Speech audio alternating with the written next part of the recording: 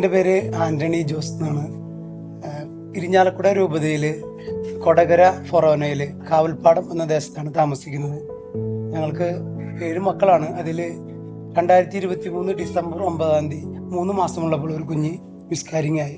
ഇപ്പം ഞങ്ങൾക്ക് 6 പേര് ഞങ്ങളുടെ ഒപ്പമുണ്ട്. ഞാൻ ഓട്ടോറിക്ഷ ഓടിക്കുന്നു. അതിലൂടെ ഭാര്യ നിഷ, പിന്നെ മക്കള് മൂത്ത മകള് അന്ന മറിയം, എസ്തേർ ആൻ്റണി, റാഹേൽ ആൻ്റണി.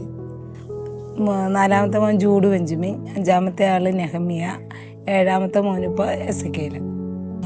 മൂത്തയാൾ അന്ന മറിയം. അവള് പാട്ട് പാടും. പിന്നെ 2ാമത്തെ കുട്ടികൾ തൊട്ട് ഉള്ള കുഞ്ഞുങ്ങളെ എല്ലാം അവൾ തന്നെയാണ് കൈകാര്യം ചെയ്യുന്നത്. ഇപ്പോൾ ഉണ്ടായിരിക്കുന്ന 7ാമത്തെ മോനി അതെ അവൾ തന്നെയാണ് നോക്കുന്നത്. അന്നാമറിയം അവള് പ്രത്യേകിച്ച് ഞങ്ങൾ പള്ളിയിൽ പോകാനായിട്ട് ഇത്തിരി ഇത് കാണിച്ചാൽ വണ്ടിയുടെ ഓട്ടത്തിൻ്റെ തിരക്കോ എങ്ങനെ വന്നാൽ കഴിഞ്ഞാൽ അവള് ഫസ്റ്റ് ചോദിക്കും, അപ്പോൾ പള്ളിയിൽ പോകണ്ടോ, നാളെ പള്ളിയിൽ പോകണ്ടോ, അലാറം വെക്കണമെന്ന് പറയും. പിന്നെ 2ാമത്തെ ആള് എസ്തർ. ആള് നല്ല പാട്ടുകളൊക്കെ പാടാനായാലും നല്ല ഇതാണ്. 3ാമത്തെ ആള് നന്നായിട്ട് പടം വരയ്ക്കുകയൊക്കെ ചെയ്യും, ഡാൻസ് കളിക്കുക. 4ാമത്തെ കുഞ്ഞ് ജൂഡ് ബെഞ്ചമിൻ ആൻ്റണി. അവൻ LKG പഠിക്കുന്നു. 5ാമത്തെ ആള് നെഹമിയാണ്. അവൻ അംഗൻവാടി പോകാൻ തുടങ്ങുന്നേ ഉള്ളൂ. 3 വയസ്സാകുന്നു. പിന്നെ 7ാമത്തെ മോൻ എന്ന് പറയുന്നത് എസക്കേലാണ്. അവന് 40 ദിവസമായിട്ടേ ഉള്ളൂ. ഞങ്ങൾക്ക് 2 മക്കളുള്ളപ്പോൾ എനിക്ക് ഭയങ്കര ഒരു സഹോദരനില്ല, എന്തെങ്കിലും സഹായത്തിന് നമുക്കില്ലാത്തപ്പോൾ വളരെ നമുക്ക് ഫീൽ ചെയ്തിട്ടുണ്ട്, അനുഭവപ്പെട്ടിട്ടുണ്ട്. അപ്പോൾ കൂടുതൽ മക്കൾ വേണം, അതിലൊരു പ്രത്യേക സന്തോഷമാണത്. എൻ്റെ വീട്ടിലായാലും ഞങ്ങൾ 3 പെൺമക്കളായിരുന്നു. അപ്പോൾ പിന്നെ കൂടുതൽ മക്കൾ വേണമെന്നുള്ളൊരാഗ്രഹം ഞങ്ങൾക്കും ഉണ്ടായി. ആളുടെ വീട്ടിലായാലും അവർ 2 മക്കളെ ഉണ്ടായിരുന്നുള്ളൂ. അപ്പോൾ ഞങ്ങൾ 2ആളും കൂടി തീരുമാനിച്ച് നമുക്കെങ്കിലും കൂടുതൽ മക്കൾ വേണമെന്നുള്ളൊരാഗ്രഹം വന്നു. പലപ്പോഴും ആളുകൾ കളിയാക്കുക, അങ്ങനെ നിന്ദനങ്ങളും ഒക്കെ വരുന്നുണ്ട്. എന്തെങ്കിലും മക്കൾ കൂടുതലുള്ളത് കൊണ്ട് നമുക്ക് എന്താ പറയാതെ, ഇപ്പോൾ പ്രഭാഷകൻ്റെ പുസ്തകം സന്തതികളും ഒരു നഗരവുമാണ് ഒരുവൻ്റെ പേര് നിലനിർത്തുന്നത് പറയുന്നത്. സന്താനങ്ങളും നഗരങ്ങളുമാണ് ഒരുവൻ്റെ പേര് നിലനിർത്തുന്നത് പറയുന്ന പോലെ നമുക്ക് അതൊരു പ്രത്യേക ദൈവം തന്നിരിക്കുന്ന ഒരു അനുഗ്രഹമായിട്ടാണ് ഞാൻ കണക്കാക്കുന്നത്. ഞങ്ങളുടെ കാഴ്ചപ്പാടെന്ന് പറയുന്നത് ഈശോയിൽ ആശ്രയിച്ചിട്ടുള്ള ഒരു കാഴ്ചപ്പാടാണ് നമുക്ക് ഇത്രയും മക്കൾക്ക് ജന്മം നൽകാനായിട്ടുള്ളൊരു തീരുമാനം എടുക്കാൻ സാധിച്ചത്. അത് പരിശുദ്ധാത്മാവിൻ്റെ ഒരു പ്രചോദനമെന്ന് തന്നെ നമ്മൾ വ്യക്തമായി പറയേണ്ടി വരും. ഭൗതികമായിട്ട് യാതൊന്നുമില്ല, എന്നാൽ ദൈവത്തിലുള്ള ആശ്രയത്വമാണ് ഞങ്ങൾക്ക് ഈ കൂടുതൽ മക്കളെ വേണമെന്നുള്ളൊരു തീരുമാനം എടുക്കാനായിട്ട് സാധിച്ചത്. അത് പരിശുദ്ധാത്മാവിൻ്റെ ഒരു അഭിഷേകം അല്ലെങ്കിൽ ഒരു ശക്തീകരണമാണെന്ന് തന്നെ ഞങ്ങൾക്ക് വ്യക്തമായിട്ട് പറയാൻ സാധിക്കും. ഞങ്ങൾക്കിപ്പം മക്കൾ കൂടുതലായതുകൊണ്ട് ഞങ്ങൾക്ക് നഷ്ടങ്ങളൊന്നും സംഭവിച്ചിട്ടില്ല. ആദ്യത്തെ കുട്ടിയായി ഉണ്ടായി കഴിഞ്ഞപ്പോൾ ഞങ്ങൾക്ക് ഒരു ഇച്ചിരിയും കൂടെ മെച്ചമുണ്ടായി. അത് കഴിഞ്ഞ് 2ാമത്തെ കുട്ടി ഉണ്ടായപ്പോൾ അതിലും ഇച്ചിരിയും കൂടെ മെച്ചമുണ്ടായി. 3ാമത്തെ കുട്ടി വന്നപ്പോൾ അതിലും ഇച്ചിരിയും കൂടെ ഇത് വന്നു.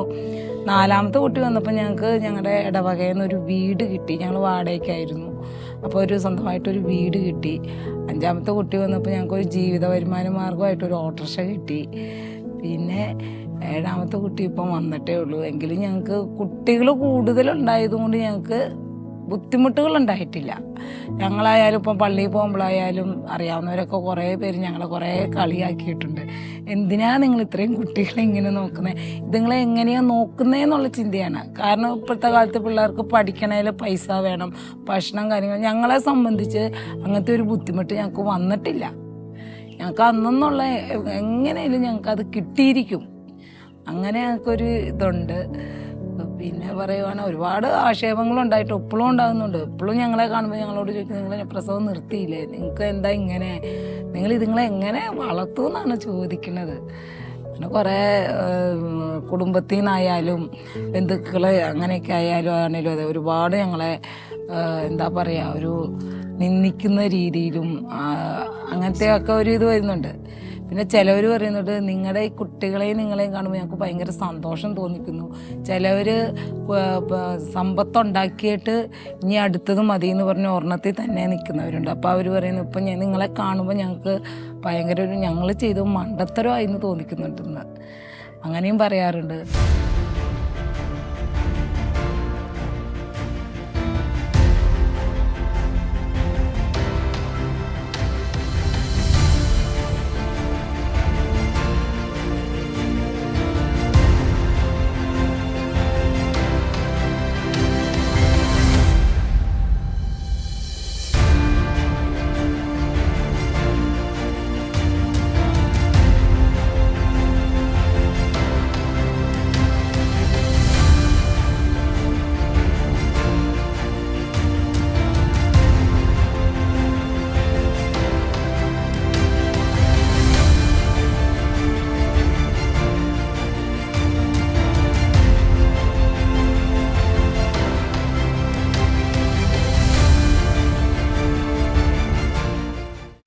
രാവിലെ നമ്മൾ പ്രഭാതത്തിൽ ആദ്യം പള്ളിയിലാണ്, പള്ളിയിൽ പോവുക, ദിവ്യബലി അർപ്പിക്കുക. അതിനുശേഷം നമ്മൾ വാഹനം ഓട്ടം വന്നാലായിട്ട് പോകാറുള്ളൂ. 6 മണിക്കാണ് നമ്മുടെ ഇടവകയിൽ ആദ്യത്തെ കുർബാന. അപ്പോൾ 6 മണിയുടെ കുർബാനയ്ക്ക് പോകാൻ പറ്റില്ലെങ്കിൽ 7 മണിയുടെ കുർബാനയ്ക്കും പോകും. ഇവിടെ രാവിലെ ഇവർ ചിലപ്പോൾ ഇവരെ അപ്പനും മക്കളും പള്ളിയിൽ പോകും. ചിലപ്പോൾ എനിക്ക് പറ്റില്ല, കാരണം അപ്പൻഡിക്സ് പ്രഗ്നൻ്റ് ആയിരുന്ന സമയത്ത് അപ്പൻഡിക്സ് മൂത്രത്തിൽ കല്ല് വന്നൊരിച്ച് പ്രശ്നങ്ങളായിട്ടിരിക്കുകയാണ്. അപ്പോൾ എനിക്ക് രാവിലെ എഴുന്നേറ്റുള്ള പോക്ക്, പിന്നെ കുഞ്ഞുള്ളത് കൊണ്ട് പോക്ക് ചിലപ്പോഴേ എൻ്റെ ഉണ്ടാകത്തുള്ളൂ. അതിന് മുന്നേ ഞങ്ങൾ സ്ഥിരം രാവിലെ അല്ലെങ്കിൽ വൈകിട്ടോ പോകുമായിരുന്നു. ഇവർ പോയിട്ട് വരുമ്പോൾ പിന്നെ പിള്ളേരുടെ സ്കൂളിൽ പോക്കിനുള്ള പരിപാടികൾ കാര്യങ്ങൾ അങ്ങനെ തുടങ്ങും. പിന്നെ വൈകുന്നേരം ആകുമ്പോൾ കുടുംബ പ്രാർത്ഥന, അങ്ങനെ അങ്ങ് പോകുന്നു. അനുദിന ദിവ്യബലിയാണ് ഞങ്ങൾക്ക് ഏറ്റവും വലിയൊരു ശക്തിയും കരുത്തും തരുന്നത്. അതിന് വ്യക്തിപരമായ പ്രാർത്ഥന ഞങ്ങൾ ഒരുമിച്ച് ജപമാല ചൊല്ലും. ഒരു ജപമാല ഞങ്ങൾ ഒരുമിച്ച് ചൊല്ലും. അതും ഞങ്ങൾക്കൊരു ആത്മീയമായൊരു കരുത്താണ്. മക്കളെ അല്ലെങ്കിൽ ഞങ്ങൾക്ക് ഞങ്ങളുടെ ശക്തി കൊണ്ടോ ഭൗതികമായതുകൊണ്ടോ മക്കളെ നമുക്ക് സംരക്ഷിക്കാനോ നോക്കുവാനോ സാധിക്കില്ല. അനുദിന ദിവ്യബലി അതിനുശേഷമാണ് വാഹനം ഓടിക്കാനായിട്ട് ഞാൻ എടുക്കാറുള്ളൂ. പിന്നെ മക്കളെ സ്കൂളിലേക്ക് കൊണ്ടുപോകും. ചെറിയ കുറച്ച് സ്കൂൾ ഓട്ടങ്ങളുണ്ട്, അതിനും പോകും. അത് കഴിഞ്ഞ് പിന്നെ സ്കൂൾ ഓട്ടമൊക്കെ ഉണ്ടാവും. ജീവിത പങ്കാളി വീട്ടിലെ കാര്യങ്ങളും ഒക്കെ നോക്കുന്നു. ഞാൻ ഇങ്ങനെ ഓട്ടത്തിനിങ്ങനെ വാടകയ്ക്ക് ഓട്ടോറിക്ഷ ഓടാനായിട്ട് പോകുന്നു. അവർക്ക് വേദേശത്തിനായാലും മുടങ്ങാണ്ട് പോകുന്നത് ഒരു 2 പേരും മുടങ്ങാണ്ട്. പിന്നെ രണ്ടാമത്തെ ആൾക്ക് ഇത്തിരി ശ്വാസമെട്ടലിന് ഇത്തിരി പ്രോബ്ലം ഉണ്ടായിരുന്നു. അത് ഇപ്പോൾ പ്രാർത്ഥന കൊണ്ട് തന്നെ മാറിയെന്ന് പറയാം. അതുകൊണ്ട് മാത്രം മറ്റുള്ളവർക്ക് മുടങ്ങാതെ പോകാനുള്ളൊരു വേദേശത്തിന് പോകാനായിട്ട് അവർക്ക് സാധിച്ചിട്ടുണ്ട്. അന്നാമറിയം, അതുപോലെ തന്നെ 3ാമത്തെ ആൾ റാഹുൽ, അങ്ങനെ 2 പേർക്കും. പിന്നെ കുടുംബ പ്രാർത്ഥനയിലും അവർ ബൈബിൾ വായിക്കാൻ, മൂത്തവള് ബൈബിൾ വായിക്കും. ഒപ്പം പ്രാർത്ഥനകൾ, രഹസ്യങ്ങളൊക്കെ ധ്യാനിക്കുന്ന അവളാണ് കുടുംബ പ്രാർത്ഥന ലീഡ് ചെയ്യുന്നത്. അങ്ങനെ എല്ലാവരും കൊന്തയ്ക്കൊക്കെ മുട്ടുകുത്തി തന്നിട്ട് കഴിയുന്നവരെ നിൽക്കാനായിട്ട് ഒരു രഹസ്യം ധ്യാനിക്കുമ്പോൾ അത് മുഴുവനും മുട്ടുമേൽ നിന്നിട്ട് പ്രാർത്ഥിക്കാൻ അവർക്ക് വളരെ താല്പര്യമാണ്. പാട്ടുകൾ പാടും, കൈയടിച്ച് തന്നെ പാട്ടൊക്കെ പാടി ആരാധിച്ച് ഈശോ ജപമാല ചൊല്ലി പ്രാർത്ഥിക്കുന്നതിന് വളരെ ഒരു സന്തോഷമാണ് അത് പ്രാർത്ഥനാ നിമിഷങ്ങൾ. പറയാ എന്നായിപ്പം ചെയ്യാ കൃപ എന്നല്ലാതെ എന്താ പറയാനാണ്. യേശു എന്നെ കണ്ടു, തൻ്റെ ചങ്കു തന്നു, ചോര കൊടുത്തെന്നെ തൻ്റെ സ്വന്തമാക്കി. ഉള്ളത് പറഞ്ഞാൽ ഞാനൊരു തല്ലിപ്പൊടിയാണ്, അപ്പൻ്റെ സ്നേഹം എന്നെ മാറ്റിമറിച്ചു. ഉള്ളത് പറഞ്ഞാൽ ഞാനൊരു തല്ലിപ്പൊളിയാണ്, അപ്പൻ്റെ സ്നേഹം എന്നെ മാറ്റിമറിച്ചു.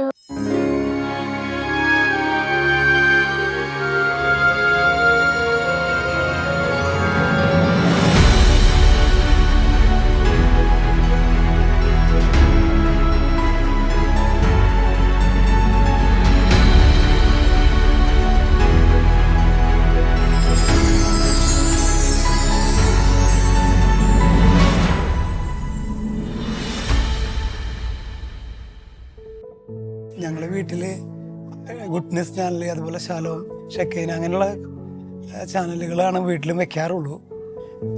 ഞാനൊരു മിമിക്രി ആർട്ടിസ്റ്റ് ആയിരുന്നു, പക്ഷേ ഇപ്പോൾ ആ പരിപാടിയൊക്കെ ഞാൻ ഉപേക്ഷിച്ചിരിക്കുകയാണ്. അത് ചീത്തയായെന്നല്ല ഞാൻ പറയുന്നത്, എനിക്കതിനോട് താല്പര്യം കുറവാണ്.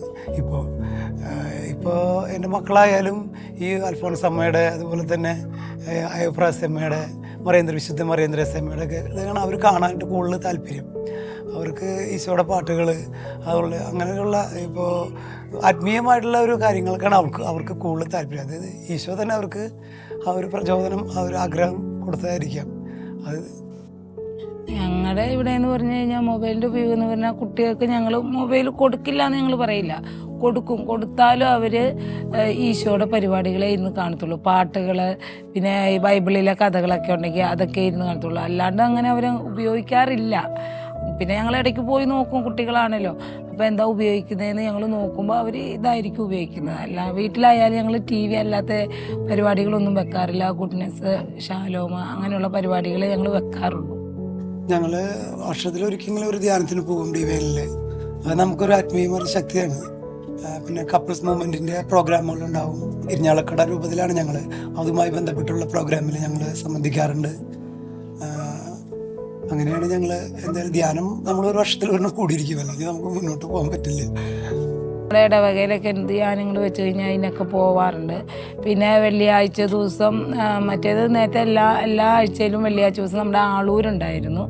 ഇപ്പം പിന്നെ മാസത്തിലൊന്നായി. ഇപ്പം പിന്നെ എനിക്ക് ഇതിൻ്റെ കുറച്ച് ബുദ്ധിമുട്ടുകൾ വന്നുകൊണ്ട് അങ്ങനെ ഒരു ഇച്ചിരി മുടങ്ങിയേക്കുവാണ്. ഇനിയിപ്പം കുഞ്ഞിൻ്റെ മാമോസ് കഴിഞ്ഞുകൊണ്ട് പോകണമെന്ന് ആഗ്രഹിക്കുന്നുണ്ട്.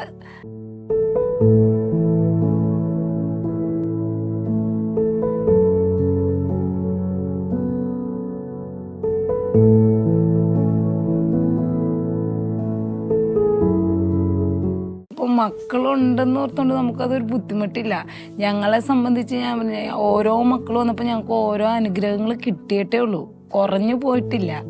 അപ്പം ഇതെല്ലാവരും ഞങ്ങളോടും ചോദിക്കാറുണ്ട്, നിങ്ങളെങ്ങനെ ഇപ്പോഴത്തെ കാലത്ത് കുഞ്ഞുങ്ങളെ നോക്കുന്നു എന്ന് ചോദിക്കാറുണ്ട്. പക്ഷെ ഞങ്ങളെ സംബന്ധിച്ച് അത് ഞങ്ങൾക്കൊരു ബുദ്ധിമുട്ടല്ല. കാരണം എന്ന് വെച്ചാൽ നമ്മുടെ സന്തോഷം കുഞ്ഞുങ്ങളാണല്ലോ. ഇവരെ കാണുമ്പോൾ നമ്മുടെ വിഷമങ്ങൾ കാര്യങ്ങളൊക്കെ നമ്മളങ്ങ് മറന്നു പോവുകയാണ്. ഇപ്പം ഞാൻ ഈ അപ്പൻഡിക്സായിട്ടുള്ള ആശുപത്രിയൊക്കെ വന്നപ്പോൾ ഇവർ തന്നെയായിരുന്നു എന്നെ നോക്കുകയും 5 ദിവസം ആശുപത്രി അഡ്മിറ്റായി. എന്നെ കിട്ടില്ല എന്ന് വരെ പറഞ്ഞതാണ് സെൻറ്റ് ജെയിംസിൽ നിന്ന്. അങ്ങനെ പോയി ഞങ്ങൾ പിന്നെ ആയുർവേദ മരുന്ന് കഴിച്ചിട്ടൊക്കെയാണ് ഞാൻ ഇപ്പോൾ ഇരിക്കുന്നത്. അപ്പം പിന്നെ എൻ്റെ ഏക താങ്ങും തണലും ഒക്കെ ആയിട്ട് നിന്നിരിക്കുന്ന കുഞ്ഞുങ്ങളാണ്. പിന്നെ ദൈവത്തിൻ്റെ ആ ഒരു കരുതൽ. പുതിയ ജീവിതത്തിലേക്ക് പ്രവേശിക്കുന്ന ദമ്പതിമാരോട് പറയാനുള്ളത്, അവർ കൂടുതൽ മക്കളെ സ്വീകരിക്കണം. അതുവഴി അനുഗ്രഹങ്ങളാണ്, ഒരിക്കലും അവർക്ക് നഷ്ടങ്ങളല്ല സംഭവിക്കുക, അനുഗ്രഹങ്ങളാണ് ഉണ്ടാകുക എന്നാണ് ഞങ്ങളുടെ ജീവിതം തന്നെ ഞങ്ങൾക്ക് അനുഭവമാക്കി തന്നിരിക്കുന്നത്. അത് മക്കളെ സ്വീകരിക്കുവാനായിട്ട് അയ്യോ ഞങ്ങൾക്കൊരു ജോലി പ്രശ്നമാണ്, സാമ്പത്തികം അത് പ്രശ്നമാണ്, അത് ഒരിക്കലും ചിന്തിക്കേണ്ട ആവശ്യമില്ല. ഞങ്ങൾക്ക് മക്കൾ കൂടുതലുള്ളതുകൊണ്ടാണ് ഇപ്പോൾ ഞങ്ങൾ എന്താ പറയുക ഈ അനുഗ്രഹങ്ങളൊക്കെ, ഈ ഭവനം കൊടകര ഇടവകയിൽ എന്ന് ഞങ്ങൾക്ക് ലഭിച്ചതും വാഹനം പോലും ഞങ്ങൾക്ക് സ്വന്തമായിട്ട് ഒരു അച്ഛനും ബ്രദറും കൂടിയാണ് എനിക്ക് സമ്മാനിച്ചത് ജീവിതമാർഗമായിട്ട്. അത് മക്കൾ വരുമ്പോൾ അനുഗ്രഹമാണ് കടന്നു വരിക, ഒരിക്കലും അത് നമുക്കൊരു തടസ്സമല്ല, അതൊരു പോരായ്മയോ കുറവല്ല. അപ്പോൾ കൂടുതൽ മക്കൾക്ക് ജന്മം നൽകാനായിട്ട് സഭയ്ക്കും രാഷ്ട്രത്തിനും വേണ്ടി നമ്മൾ തയ്യാറാവണമെന്നാണ് ഞങ്ങളുടെ അനുഭവത്തിൽ ഞങ്ങൾക്ക് പറയാനുള്ളത്. ഇപ്പോഴത്തെ കാലത്ത് എല്ലാവർക്കും ഒന്നിലൊക്കെ നിർത്തുകയാണ് പതിവ്. അങ്ങനെ ആരും ചെയ്യില്ലെന്നാണ് ഞാനും പറയുന്നത്. സമ്പത്തൊക്കെ നമുക്കത് പിന്നീട് എപ്പോഴേലും കിട്ടുകയൊക്കെ ചെയ്യും. പക്ഷേ അത് മക്കളെന്ന് പറഞ്ഞാൽ അത് നമുക്കൊരു ഇത് കഴിഞ്ഞാലാണേലും പറ്റില്ലല്ലോ. അപ്പോൾ ഞാനും പറയുന്നത് കൂടുതൽ മക്കൾ വേണം. മക്കളുണ്ടായെന്ന് ഓർത്ത് ഒരിക്കലും നമുക്ക് സമ്പത്ത് പോയില്ല. ഞങ്ങളുടെ അനുഭവം തന്നെ പോയി പറഞ്ഞ മാതിരി അങ്ങനെ തന്നെയാണ്. മക്കൾ ഓരോന്ന് വന്നപ്പോൾ ഞങ്ങൾക്ക് അനുഗ്രഹങ്ങൾ കിട്ടിയിട്ടേ ഉള്ളൂ. അതിൽ നിന്ന് 1 ഇഞ്ച് പോലും കുറഞ്ഞിട്ടില്ല.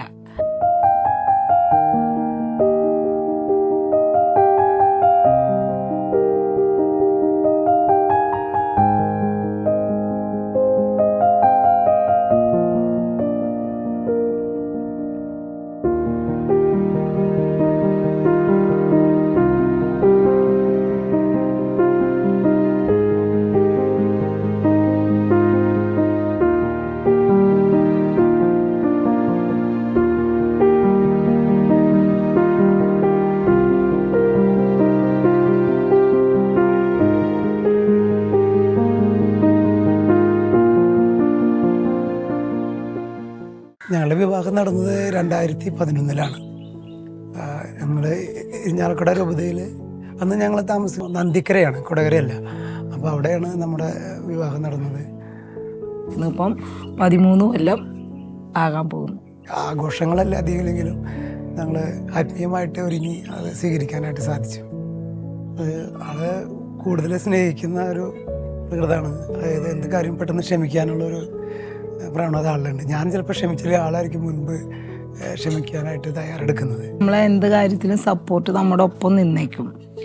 പിന്നെ ഇപ്പം കുട്ടികളെ ആയാലും ഒരുവിധം ഹാൻഡിൽ ചെയ്ത് പോയിക്കോളും. ആൾക്ക് ഒരു ശാന്തമായൊരു മനോഭാവമാണ് ആൾക്കുള്ളത്. കുറേ കാര്യങ്ങൾ സപ്പോർട്ട് ചെയ്യാറുണ്ട്. എന്തെങ്കിലും പിണക്കങ്ങളുണ്ടായാലും നീരസങ്ങളുണ്ടായാലും ആള് കടന്നു വന്ന് നമ്മളോട് പെട്ടെന്ന് സംസാരിക്കും. ഞാൻ മിണ്ടിയില്ലെങ്കിൽ ആൾ സംസാരിക്കും. ചിലപ്പോൾ ഞാൻ കുറച്ച് നേരമൊക്കെ മിണ്ടാതെയൊക്കെ ഇരിക്കും. പിന്നെ ഞങ്ങൾ പരസ്പരം അങ്ങോട്ടും ഇങ്ങോട്ടും പിന്നെ പോയി മിണ്ടും. അങ്ങനെ അധിക നേരം അങ്ങനെ ഉണ്ടാവാറില്ല. ഉണ്ടായാൽ തന്നെ ഞങ്ങൾ അധിക നേരം അങ്ങനെ മിണ്ടാതെ ഇരിക്കില്ല. പെട്ടെന്ന് തന്നെ കോംപ്രമൈസ് ചെയ്തു പോകും. വ്യക്തിപരമായ പ്രാർത്ഥന ഞാൻ വചനങ്ങൾ ഇങ്ങനെ എഴുതി വെക്കും. ചില വചനങ്ങൾ നമ്മൾ ഏറ്റു ചൊല്ലി ആ വചനം ചിലപ്പോൾ ഒരു 10 പ്രാവശ്യമോ 20 പ്രാവശ്യമൊക്കെ ഞാൻ ചിലപ്പോൾ 50 പ്രാവശ്യമൊക്കെ എഴുതും. ആ വചനം നമ്മൾ പഠിക്കുന്നതോടെ ആ വചനം നമ്മൾ ഏറ്റുചൊല്ലി പ്രാർത്ഥിക്കുമ്പോൾ നമുക്കൊരു ധൈര്യമാണ്, ഒരു ശക്തിയാണ്, ഒരു ബലമാണ്. ജപമാല ചൊല്ലാറുണ്ട്. ജപമാല ചൊല്ലി ഞാൻ പ്രാർത്ഥിക്കും. അങ്ങനെ പിന്നെ ജെറുസലേമിലുണ്ടായിരുന്ന ഒരു 13 വർഷം അവിടെ കുട്ടികൾക്ക് ബൈബിൾ ഗ്രാമത്തിൽ പഠിപ്പിക്കാനായിട്ട് പിന്നെ ആരാധനാലയങ്ങളിൽ പോയിരുന്ന് ഞാൻ കുറച്ചു നേരം പ്രാർത്ഥിക്കും. അതും ചാലക്കുടി പോകുമ്പോൾ ചാലക്കുടി പള്ളിയിൽ, കോട്ടാശ്രമത്തിൽ ഞങ്ങൾ സാധിക്കുമ്പോഴൊക്കെ കോട്ടാശ്രമത്തിൽ വന്ന് സംബന്ധിക്കാറുണ്ട്. അത് നമുക്കൊരു ആത്മീയമായിട്ടൊരു ശക്തിയാണ്. നമുക്ക് ലോകത്തെ ജയിക്കണമെങ്കിൽ ഈശോയുടെ ഒരു കരുത്ത് തരുന്നതാണ് വചനവും ജപമാലയും. ഞാൻ ചെയ്യാന്ന് വെച്ച് കഴിഞ്ഞാൽ ഞാൻ കൂടുതലും കഴിവതും നമ്മുടെ പള്ളിയിൽ പോകാൻ ഞാൻ ശ്രമിക്കാറുണ്ട്. നേരത്തെ ഞാൻ കുർബാന മുടങ്ങാതിരുന്നാണ്. പിന്നെ ബുദ്ധിമുട്ടുകൾ വന്നു കഴിഞ്ഞപ്പോൾ എനിക്കൊരു ഇച്ചിരി പുറകോട്ട് വന്നു. ഇനി അതൊക്കെ മാറ്റിയിട്ട് ഇനി എല്ലാ ദിവസവും പള്ളിയിൽ പോകണമെന്നാണ് ഞാൻ ആഗ്രഹിക്കുന്നത്. കൂടുതലും ഞങ്ങൾ യാത്ര ചെയ്തിട്ടുള്ള ധ്യാന കേന്ദ്രങ്ങളാണ്. ജെറുസലേം ധ്യാന കേന്ദ്രം ഒഴിവ് കിട്ടി കഴിഞ്ഞാൽ നമ്മൾ പോട്ടയിൽ വരും. കൂടുതലും ഞങ്ങൾക്ക് പോട്ടയിലേക്ക് പോകാനാണ് കൂടുതൽ അടുത്ത്. കോട്ട പിന്നെ ഡിവൻ ധ്യാന കേന്ദ്രത്തിൽ ഞങ്ങൾ ചെല്ലാറുണ്ട്. അങ്ങനെ ധ്യാന കേന്ദ്രങ്ങൾക്ക് പോയിട്ട് കിട്ടുന്നൊരു സുഖം പണ്ടൊക്കെ അങ്ങനെയല്ലായിരുന്നു. സിനിമ അത് തെറ്റെന്നല്ല, നമുക്കത് ഇപ്പോൾ കിട്ടുന്ന ഒരു സന്തോഷം ധ്യാന കേന്ദ്രങ്ങളിൽ പോയി കുറച്ച് സമയം ഇരിക്കുക, പ്രാർത്ഥിക്കുക, അത് പറഞ്ഞറിയിക്കാൻ പറ്റില്ല. അത്രയ്ക്കൊരു അനുഭവമാണ് നമുക്ക് തരുന്നത്. ഇനിയിപ്പോൾ ഞങ്ങൾക്ക് അണക്കര അട്ടപ്പാടിയിലൊക്കെ ധ്യാനം കൂടാൻ പോകണമെന്ന് ആഗ്രഹമുണ്ട്. കുഞ്ഞൊരു ഇച്ചിരിയും കൂടെ ആയി കഴിഞ്ഞിട്ട് പോകണമെന്നാണ് ഞങ്ങൾ ആഗ്രഹിക്കുന്നത്.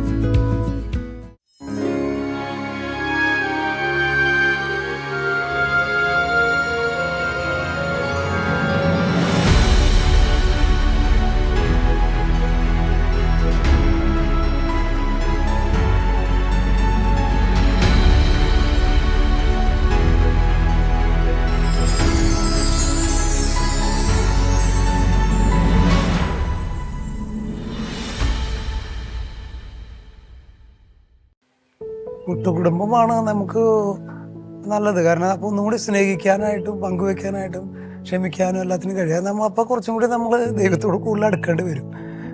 പണ്ടത്തെ എന്നല്ല ഉദ്ദേശിക്കുന്നത്. ഇപ്പോൾ നമ്മൾ കൂട്ടുകുടുംബമായിട്ട് ജീവിക്കണമെങ്കിൽ ഒരുപാട് ത്യജിക്കണം, ക്ഷമിക്കണം, സ്നേഹിക്കണം. അത് കുറച്ച് ബുദ്ധിമുട്ടാണ്. അപ്പോൾ അത് നല്ലതാണ്. ഇപ്പോൾ എൻ്റെ കൂടെ അപ്പനും അമ്മയാണ് ഉള്ളത്, കൂടെ ഉള്ളത്. ഞങ്ങൾ അപ്പനും അമ്മയും പിന്നെ ഞങ്ങൾ ഒരുമിച്ചാണ് താമസിക്കുന്നത്. കൂട്ടുകുടുംബ വ്യവസ്ഥയോട് എനിക്ക് എതിർപ്പൊന്നുമില്ല, അത് നല്ലതാണ്. പക്ഷെ അത് ദൈവത്തോട് കൂടെയാണ് അത് മുന്നോട്ട് പോകാൻ സാധിക്കുള്ളൂ. ഇപ്പോൾ ഇവിടെ ഞങ്ങളെ ജീവിത പങ്കാളിയുടെ അപ്പനുണ്ട്, അമ്മയുണ്ട്. ഞങ്ങളിങ്ങനെയായിട്ട് പോകുമ്പോൾ നമുക്കതൊരു സന്തോഷമാണ്. കൂട്ടുകുടുംബമായിട്ട് ഇപ്പോൾ ഒറ്റപ്പെട്ടു പോയി കഴിയുമ്പോൾ നമുക്കതുകൊണ്ട് പല പല ബുദ്ധിമുട്ടുകൾ അനുഭവപ്പെടാറുണ്ട്. കൂട്ടുകുടുംബം ആകുമ്പോൾ നമുക്ക് അങ്ങനെ ഒരു വിഷമങ്ങൾ അങ്ങനെയൊന്നും ഉണ്ടാവാറില്ല. അവരുടെ കാര്യങ്ങൾ നോക്കി ഇങ്ങനെ നടക്കുമ്പോൾ നമുക്കതിലൊരു വേറൊരു ചിന്ത നമ്മുടെ മനസ്സിലോട്ട് കയറാറില്ല. വിവാഹം എന്ന കുദാശ നമ്മൾ സ്വീകരിക്കാനായിട്ട് ഒരിക്കലും താമസം വെക്കാൻ പാടില്ല. അത് നമ്മൾ പിന്നീട് മതിയെന്ന് വെക്കാതെ ദൈവം തരുന്ന ആ സമയത്തിന് നമ്മളത് സ്വീകരിക്കണം. ഒരിക്കലും കുറച്ച് കാലങ്ങൾ കഴിഞ്ഞിട്ട് മതിയെന്ന് ഒരിക്കലും നമ്മൾ തീരുമാനം എടുക്കരുത്. നമ്മുടെ ശൈശവത്തിൽ തന്നെ മക്കളെ സ്വീകരിക്കാനാണ് അത് പറയുന്നത്. യൗവനത്തിൽ ജനിക്കുന്ന മക്കൾ യുദ്ധവീരൻ്റെ കയ്യിൽ അസ്ത്രങ്ങൾ പോലെയാണെന്ന് വിശുദ്ധ സങ്കീർത്തനത്തിൽ 127 സങ്കീർത്തനത്തിൽ പറയുന്നുണ്ടല്ലോ. അതുകൊണ്ട് യൗവനത്തിൽ തന്നെ കുഞ്ഞുങ്ങൾക്ക് ജന്മം നൽകാനായിട്ട് നമ്മൾ തയ്യാറാവണമെന്നാണ് യുവാക്കന്മാരോടും യുവതികളോടും എനിക്ക് പറയാനുള്ളത്. ഇപ്പോഴത്തെ കാലത്ത് എല്ലാ കുടുംബത്തും ഒരു കുട്ടിയിലാണ് എല്ലാവരും ഒതുങ്ങുന്നത്. അങ്ങനെ ഒതുങ്ങല്ലെന്നാണ് ഞാൻ പറയുന്നത്. കൂടുതലും മക്കളുണ്ടാവുമ്പോൾ നമുക്കതൊരു സന്തോഷം തന്നെയാണ്. അപ്പം എല്ലാ കുടുംബങ്ങളിലും വീട് നിറയെ മക്കൾ വേണമെന്നാണ് എനിക്ക് പറയാനുള്ളത്. ദശാംശം കൊടുക്കുക എന്ന് പറയുമ്പോൾ അതിൽ വിശുദ്ധ ബൈബിളിൽ പറയുന്ന പോലെ മലാക്കിയുടെ പുസ്തകത്തിൽ പറയുന്നുണ്ട്, ദശാംശം കർത്താവിൻ്റെ കലവറിലേക്ക് കൊണ്ടുവരിക, കർത്താവിനെ പരീക്ഷിച്ച് നോക്കാനാണ് അതിൽ പറയുന്നത്. കൊണ്ടുവന്നിട്ട് 10 ഇരട്ടി നിങ്ങൾക്ക് നൽകുമെന്നാണ് കർത്താവിൻ്റെ വാഗ്ദത്തം ഉള്ളത്. അതുകൊണ്ട് ദശാംശം കൊടുക്കാൻ ഞങ്ങൾ കുറച്ച് മാറ്റി വെച്ചിട്ട് അത് ഒന്നില്ലെങ്കിൽ പള്ളിയിൽ നമ്മളത് നേർച്ചയായിട്ടോ ശാസ്ത്ര കാഴ്ചയായിട്ടോ സ്വീകരിക്കും, അല്ലെങ്കിൽ ആർക്കെങ്കിലും അത് കൊടുക്കുക. അങ്ങനെ ഒരു ശീലം ഞങ്ങൾക്ക് ഈശോ തന്നിട്ടുണ്ട്. അത് നമ്മൾ കർത്താവിന് കൊടുക്കുമ്പോൾ 7 ഇരട്ടി അത് കൂടുതൽ നമുക്ക് കിട്ടും. അത് ഉറപ്പാണ്. ഞങ്ങളുടെ ജീവിതത്തിലെ അനുഭവമാണ് അത്. അതാണ് നമ്മൾ ദശാംശം കൊടുക്കണം, അത് കൊടുക്കാതിരിക്കരുതെന്നാണ് വിശുദ്ധ ഗ്രന്ഥം നമ്മൾ പറയുന്നത്. അത് നമ്മുടെ അനുഗ്രഹത്തിൻ്റെ ഒരു വഴിയാണത്. എൻ്റെ വീട്ടിൽ ഞങ്ങൾ 3 പെൺമക്കളാണ്.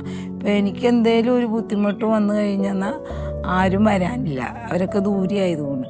ഇപ്പം കൂടുതൽ ഞാൻ ഓർക്കുകയാണ്, 3 കൂടുതൽ മക്കളുടെ ആരെങ്കിലും ഒരാൾ നമുക്കൊരു സഹായത്തിനുണ്ടാകും. അപ്പോൾ ഞാൻ പറയുന്നത് കൂടുതൽ മക്കളുള്ളത് തന്നെയാണ് ഏറ്റവും നല്ലത്.